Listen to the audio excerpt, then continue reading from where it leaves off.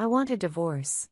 Cold December rain beat against the stained glass windows of the church when my husband, James, said those words. After 15 years of marriage, they cut through the sound of the rain with brutal clarity, piercing my ears without mercy. We were at the joint funeral of my parents, Richard and Diane Hansen.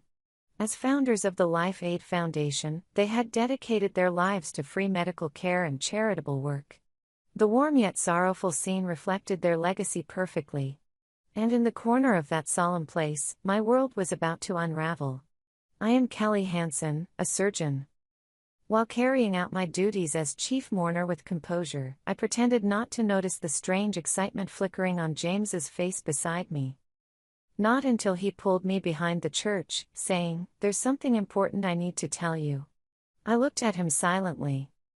He spoke without hesitation, like an actor rehearsed to perfection. "As you know, my company is struggling right now. But a brilliant new product is almost ready. To make it succeed, I need the full backing of the Life Aid Foundation. If I become chairman and manage both your personal assets and the foundation's funds as one, everything will work out. And that's supposed to be a reason for divorce?" My voice, when it finally came out, was calm, so calm it surprised even me. James smiled with pity. "You're an excellent doctor, but you know nothing about management. Now that your parents are gone, you can't possibly lead such a massive foundation on your own. I'll take everything on and protect you. This is the most rational choice." He pulled out a sheet of paper from his pocket. A divorce agreement. Every field was filled in with his handwriting, except for my signature. "My attorney has already calculated the property division. Legally, you have no room to object. You just keep holding the scalpel here in the hospital. I'll handle the rest." At that moment, the church doors opened, and our children appeared, our high school daughter, Nicole, and our middle school son, Luke. "Mom, we heard everything," Nicole said, her gaze as cold as ice. "We're going with Dad. You don't care about us anymore, do you?" Luke's words stabbed like a blade. "You're always in surgery or buried in research. Did you ever really look at us even once? Dad's new family will treat us better." New family. "That's right, Kelly," James said triumphantly. "The kids understand everything. They know you failed as a mother, and they know how hard I've worked for their future. They're even planning to change their middle names that still carry yours. From now on, you're nothing but a stranger to us." He thrust the divorce papers in front of me. His eyes seemed to say, "Your assets will legally become mine." In the pouring rain, I silently took the paper. Then I nodded, small, but firm. The unexpected reaction unsettled James and the children. For a moment, confusion flickered across their faces. I turned my back to them and walked toward the noise of the funeral gathering, feeling their mocking stares burn into me. What they didn't know was that I had written the script for this charade, and prepared its final act. What they didn't know was how long, how quietly, I had been making preparations for this very day. And what they would never know was that, even at that moment, my allies were moving the final piece to expose their crimes to the light of day. Everything began to fall apart on a rainy night, 5 months ago. I had just returned home after a prolonged emergency surgery for an aortic dissection. James's study, where he usually worked late, was dark. But faint voices drifted out. A phone call. Pressing my ear to the door, I froze as I heard a young woman's sweet, flirtatious voice, and James's buoyant reply. "Don't worry. It's just a matter of time. Kelly has no idea. That woman only thinks about patience. Nicole and Luke are already on my side. It's almost done. Soon, everything, including the foundation, will be ours." My body was drained of blood. I could barely stand. Quietly, I retreated to our bedroom and collapsed onto the bed. I didn't sleep that night. The next morning, after James left for work, I went into his study. My hands trembled as I opened the unlocked drawers. There had to be something, some evidence. And then I found it. Hidden deep inside was a black leather file. The cover read only, "Guardian Nano." It was James's company's groundbreaking product, nanocapsules designed to accelerate post-surgical recovery. When I opened the file, I gasped. 2 sets of clinical data were stapled together. One was flawless, likely the version submitted to authorities. The other, handwritten and marked original, contained horrifying numbers. Substandard cheap materials, falsified results, and reports of severe unexplained side effects. At the back was a bundle of heartbreaking reports from frontline doctors in multiple hospitals using Guardian Nano. The number of patients experiencing poor post-surgical outcomes was surging. How could he? As a doctor, I knew this was unforgivable.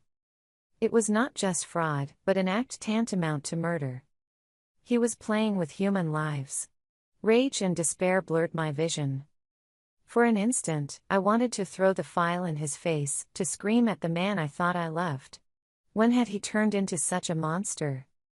Were the 15 years we shared all a lie? My eyes were burning with tears that I refused to let fall. I clenched my teeth, forcing them back. But I quickly realized, emotional outbursts would only give him time to destroy the evidence. That would save no one, not the patients, and not even my children, who were straying down his path. From that day forward, my life changed. Outwardly, I acted oblivious. Inside, I watched James carefully. Day by day, his spending grew more extravagant. He flaunted luxury goods, showering them on me and the children as if daring me to question it. James's favoritism toward Nicole and Luke grew more blatant by the day. "Nicole, didn't you say you wanted this brand new handbag? Daddy bought it for you. Luke, here's the latest game console. Don't tell Mom, all right? She'd just say it distracts you from studying." With sweet words and expensive gifts, James skillfully pried the children's hearts away from me. My warnings were dismissed as nothing more than the jealous nagging of a strict mother. Nicole and Luke began to trust only their father's words. Mealtime conversations vanished, replaced by a cold silence that ruled our home. Behind James stood the shadow of his business partner and lover, Tracy Jackson. I was certain she was the one urging him on, masterminding a plan to seize both our family and the foundation my parents had built with their very lives. That night, I stood alone in the chairman's office at the foundation. On the wall above me hung the large portraits of my parents, my father with his steady, resolute gaze as a founder, and my mother with her gentle, compassionate smile. "Mom, Dad. What should I do?" I whispered the question into the void. No answer came. But as I gazed at my father's portrait, the words he had repeated throughout my training as a doctor echoed back to me. "Kelly, a doctor's duty is not only to cure illness. We must fight anything that threatens a patient's life, no matter who and how powerful the enemy may be, even if it's family." That was it. I am Kelly Hansen, a surgeon. I didn't have the luxury of drowning in grief. Patients' lives were at risk every moment. And my children, too, needed to be saved before they were completely consumed by their father's corruption. I resolved to fight James and the vast evil surrounding him. But my battlefield would not be the operating room. It would be the shadows, where information itself became a weapon. That night, after confirming James was asleep, I slipped once more into his study. It was no longer my husband's study, it was the lair of a monster. My trembling fingers planted a voice-activated micro-mic behind his desk. I needed to uncover the full scope of his medical fraud, his betrayal, and the poison he was feeding into our children's hearts. This was the beginning of a lonely war. The first step of my plan was to find an ally I could trust. There was only one person. Eric Anderson. Years ago, he had survived thanks to a heart transplant surgery I had performed. He eventually became a medical auditor within a government agency. "Dr. Hansen, you saved my life once. Now it's my turn to help you." At a quiet cafe far from the city, Eric spoke with conviction after hearing my story. When I handed him copies of the Guardian Nano documents, his eyes sharpened with the focus of an investigator. "This is an unforgivable crime. But your husband is cunning. To trap him legally, we'll need more evidence. I'll use every authority I have to launch a covert investigation. Meanwhile, you must carry on as though nothing is wrong. Do not let him suspect you. From that day forward, I wore a mask of defeat. I reduced my appearances at foundation board meetings and buried myself in the operating room. With ferocious concentration, I carried out surgery after surgery, while outside I let exhaustion show. To the staff, I must have looked like a woman crushed by a cold marriage and the heavy burden of the foundation's future. But it was all an overture, the first notes of a long prelude, leading to James's most humiliating fall, from the palace he had built on sand. Time passed, and fate's wheels began to turn. Eric's investigation brought astounding results. Tracing James's finances, he uncovered enormous payments to Tracy, and a slush fund hidden through offshore shell companies. A list of victims who were most likely harmed by Guardian Nano surfaced, and several bereaved families were quietly preparing a class action lawsuit against James's company. Then came the decisive proof Eric handed me, a hidden camera footage of James and Tracy celebrating with champagne in a hotel suite. How? How did you get this? The clarity of the video made me whisper the question. Eric remained calm. By following the money, I identified a hotel James frequently used, on the company's dime, as a rendezvous spot with Tracy. She's cautious, so normal surveillance wouldn't work. I sought the hotel's cooperation. The hotel agreed to something so dangerous? Yes. The general manager's daughter was saved by the Life Aid Foundation's free program 3 years ago, a surgery performed by your parents and by you. Out of gratitude, and with the truth laid bare, that James is trying to hijack the foundation and endangering countless patients, he offered his help for the sake of justice. Eric continued. With his arrangement, our investigators posed as cleaning staff and installed a specialized camera in the suite. It's all within legal bounds. Their conversations will serve as irrefutable evidence of conspiracy and fraud.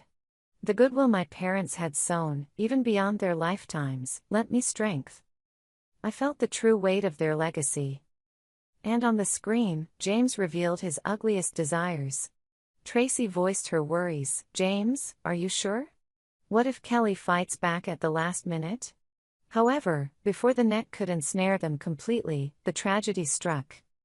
My parents were killed in a traffic accident returning from a charity lecture. While I was crushed by grief, I had no doubt James saw the tragedy as a gift from heaven. With both pillars of the foundation gone, and me stripped of support, nothing stood in his way. And so, the day of the funeral came. Behind the church, James confronted me as planned and shoved the divorce papers into my hands. I accepted them, knowing everything. And I gave him exactly what he wanted. All right. We'll do it your way. I'll call an emergency board meeting to formally confirm your appointment as chairman. At my words, James nodded with satisfaction. Days later, at my attorney's office, I signed the divorce papers without hesitation. I even agreed to almost all of James's demands in the property settlement. My lawyer paled. Are you out of your mind, Dr. Hanson? But I only said, it's fine. This is all part of the plan. To James, it must have felt like absolute victory. He had legally and financially stripped me of power. In his eyes, I was nothing but a pitiful, defeated woman from his past. He didn't realize he was the prey, walking willingly into the web. 1 week after James was certain of his triumph, the day finally arrived, the emergency board meeting where he would seize the throne he craved. And I waited quietly in a small anteroom beside the boardroom, holding my breath, ready to watch the prey enjoy his last banquet. On the tablet in my hands, the footage from the micro camera, planted the day before by my ally, Eric, with the help of the cleaning staff, played in razor-sharp detail. From the tiny earpiece in my ear, I could hear the boardroom's audio streaming in real time. On screen, James lowered himself into the chairman's seat, my late father's seat, as if ascending a throne. His face radiated unchecked ambition and certainty, the look of a man who believed he had taken everything. I watched that arrogance in silence. At last, his voice came through my earpiece. Ladies and gentlemen, thank you for gathering here today. Standing here is a matter of deepest sorrow for me as well. As I listened to his theatrical tone, playing the tragic hero, my mind grew icily calm. Some of you may already know that Kelly and I have begun divorce proceedings. The grief of losing the founders and the years of strain as a surgeon. Together, they pushed her past her limits, both physically and mentally. Yes, James. Keep lining up your plausible lies. Turn me into your tragic heroine. Before stepping down, she entrusted everything to me. You're the only one. Please protect the foundation, she said. She signed the divorce agreement as well. This is both an unprecedented crisis for the foundation and Kelly's final trust in me. A tidy little fiction. Even through the screen, I could see the board members' sympathetic looks. That's right, keep talking, James. Each lie you speak will become another link in the chain that condemns you. I pledge my life to protect her wishes and the great light kindled by Richard and Diane Hansen. A ringing speech, the grand performance he had polished for this very day. I could sense, even remotely, the board was beginning to lean toward approval. Then a senior member spoke with a heavy voice. I understand your resolve. Given Dr. Kelly's current condition, perhaps there is no other choice. Shouldn't we put the motion for a change of chairmanship to a vote?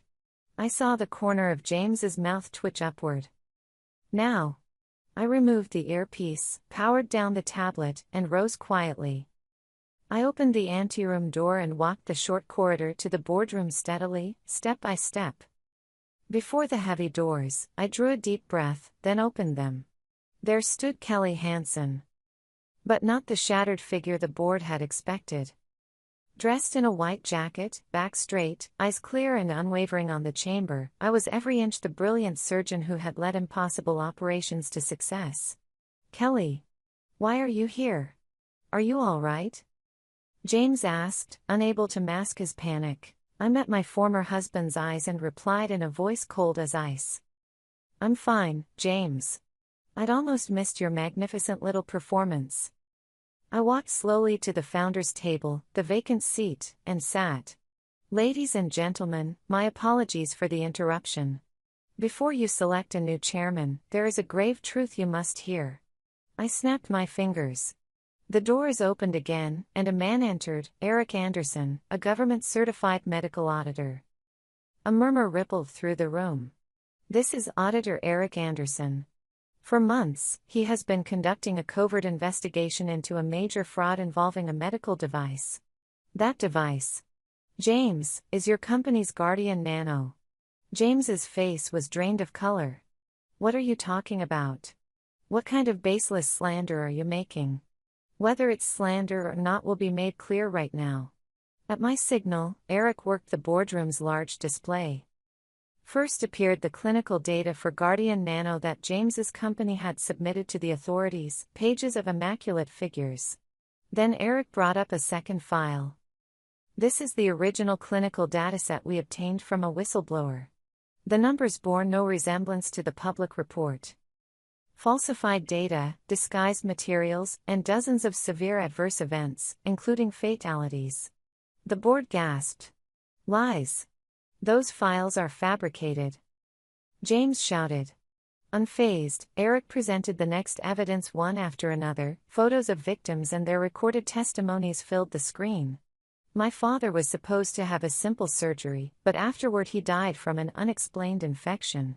The hospital never admitted they used Guardian Nano. My wife still hasn't regained consciousness. I'm certain that drug is to blame. These people are only the tip of the iceberg, Eric said coolly. Our investigation indicates that more than 100 patients nationwide may have suffered similar harm. The boardroom fell deathly silent. James trembled, unable to form words. Then, I delivered the first blow. James. You didn't just betray me. You betrayed your patients' lives and the honor of everyone who practices medicine. That crime is unforgivable. At my next cue, the hotel suite footage appeared on the screen, the video of James and Tracy laughing crudely as they discussed seizing the foundation. Kelly suspects nothing. That woman only thinks about patients, his own voice echoed through the chamber, his greed laid bare. I could feel the room fill with contempt and anger. Then, in a voice as cold as steel, I delivered the final strike. But James, your most vile, inexcusable sin isn't the theft of the foundation or even the medical fraud. I paused, letting the silence harden. It is that you painted your own children's hearts with lies and used them as tools. Eric, play the final file. Eric nodded. The screen went black.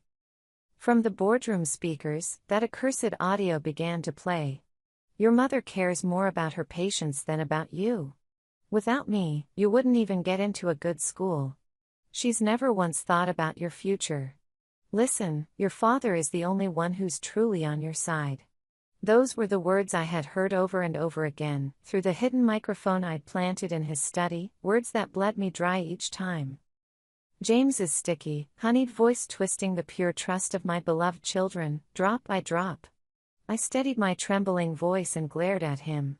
The cruel things Nicole and Luke threw at me during my parents' funeral, that wasn't their true hearts. Those were the curses you whispered into them drip by drip for years. James collapsed from his chair. Ah! Ah! The guttural groan of a beast.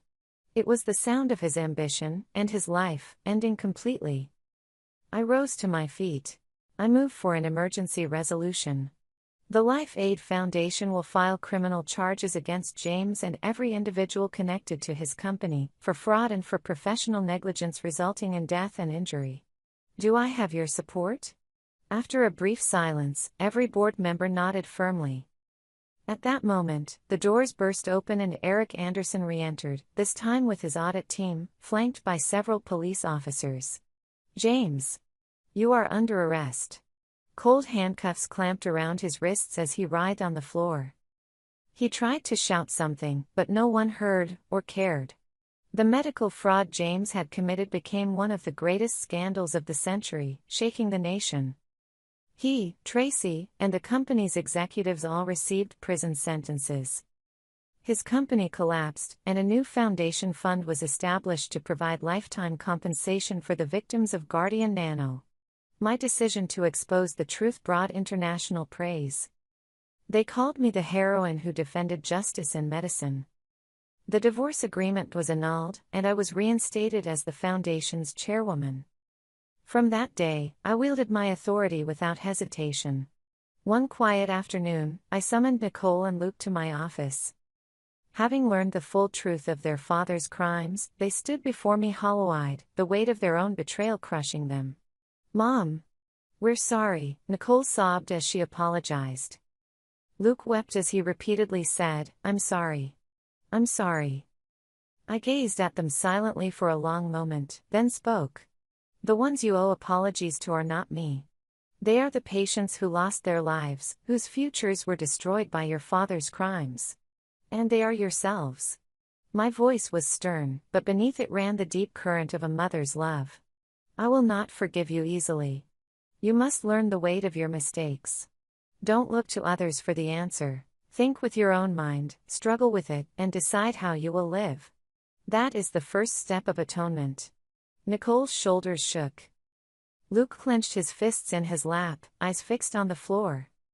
No longer the arrogant children they had once been, they were two young souls finally facing the gravity of their choices. Your father tried to convince you that money and gifts were love. But that was a lie. True wealth lies in the strength to face hardship, the courage to admit mistakes, and the compassion to care for others. Those are treasures no one can take away from you. Build them with your own hands. I won't coddle you. But if you lose your way, this office door will always be open. Those words were harsh, but they were also the greatest encouragement I could give them. Months passed. The Life Aid Foundation entered a new era. I appointed Eric Anderson as chief auditor and gathered brilliant physicians from across the nation to form Future Medics, a new research team dedicated to eradicating corruption and creating medical technology that served only patients. Standing on the stage at the inauguration, I felt radiant with confidence and hope. My parents left me a single principle: every life is equally precious. We will return to that origin. Medicine must never again be twisted for money or power. With this vow in our hearts, we declare, we will shape the future of medicine. The hall erupted in thunderous applause. I closed my eyes briefly, letting it wash over me. Revenge was finished. But the true battle has only just begun, the endless, noble fight to defend the dignity of life, as a doctor and as a human being. And it is not a battle I would fight alone. Even the children I have once turned away have begun their own paths. Nicole sold every designer item her father had bought her and donated the proceeds anonymously to the Victims Fund. She then volunteered at one of the free clinics founded by my parents, working as a medical assistant, speaking gently to each patient she met. Luke, too, has changed. He threw himself into his studies. And one evening, as I sat reading charts in the living room, he said softly, "I want to be a doctor. Not the kind of a rich doctor Dad wanted me to be, but a doctor like you, Mom." They are not completely out of the dark woods of their past. But they have taken their first step onto the long road of atonement, by their own choice. What remains in our hands is not the glory of victory. Only a warm, steady light of hope, carrying us into tomorrow.